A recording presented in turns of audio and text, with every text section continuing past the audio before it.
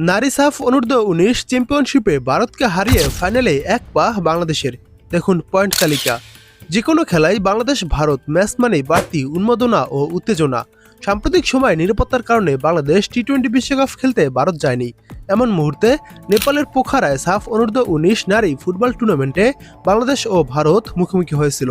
এই ম্যাচে বাংলাদেশ 2-0 গোলে ভারতকে হারিয়েছে।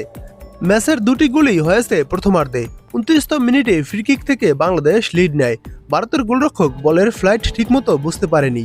তার হাতে লাগার পর পোস্টের সামনে বল পড়ে। অধিনায়ক অর্পিতা বিশ্বাস সামান্য প্রচেষ্টাতেই বল জালে পাঠান। 10 মিনিট পর বাংলাদেশ ব্যবধান দ্বিগুণ করে। এবারও অনেকটা সেই রকম অ্যাকশন। বাংলাদেশ দ্রুতগতির কাউন্টার অ্যাটাক করে। ডান প্রান্ত থেকে করা ক্রস ভারতের ডিফেন্ডাররা পরাস্ত হয়। দুই ডিফেন্ডারের মাঝখান থেকে বাংলাদেশের ফরওয়ার্ড আলপিয়া আক্তার দারুণ দক্ষতায় বল জালে পাঠান। বিরতির পরও বাংলাদেশের আক্রমণ অব্যাহত ছিল। কয়েকটি আক্রমণ করলেও গোলের দেখা পায়নি। ভারত গোল করে খেলায় ফেরার চেষ্টা করেও পারেনি। বাংলাদেশের ডিফেন্ডার ও গোলরক্ষক ভালো পারফরম্যান্স দেখিয়েছেন। এতে 2-0 গোলের জয় নিয়ে শেষ পর্যন্ত মাঠ ছাড়ে বাংলাদেশ অনূর্ধ্ব-19 দল। সাফ অনূর্ধ্ব-19 নারী টুর্নামেন্টে স্বাগতিক নেপাল, বাংলাদেশ, ভারত ও ভুটান অংশগ্রহণ করছে।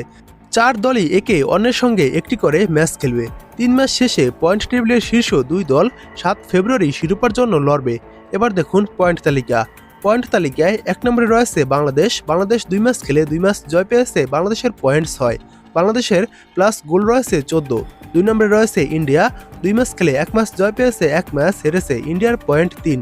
ইন্ডিয়ার গোল মাইনাস রয়েছে 1। 3 নম্বরে রয়েছে নেপাল। 1 ম্যাচ খেলে 1 ম্যাচ হেরেছে। নেপালের কোনো পয়েন্ট নেই। নেপালের গোল মাইনাস রয়েছে 1। 4 নম্বরে রয়েছে ভুটান। 1 ম্যাচ খেলে 1 ম্যাচ হেরেছে। ভুটানের কোনো পয়েন্ট নেই।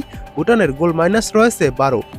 আজ নেপাল ও ভুটানের ম্যাচ ড্র হলে বাংলাদেশ 1 ম্যাচ আগেই ফাইনালে উঠবে। ভারত পরের ম্যাচ ভুটানকে হারালে এবং বাংলাদেশ পরের ম্যাচে স্বাগতিক নেপালের কাছে হারলে এবং নেপাল আজ ভুটানের বিপক্ষে জিতলে তখন 3 দলেরই সমান 6 পয়েন্ট করে হবে। সেই সময় টুর্নামেন্টের বাইলাস অনুযায়ী 2 ফাইনালিস্ট দল নির্ধারিত হবে। তবে বাংলাদেশের যেহেতু গোল প্লাস রয়েছে 14, তাই বাংলাদেশের অনেকটা ফাইনাল খেলার নিশ্চিত এই ম্যাচ দিয়েই।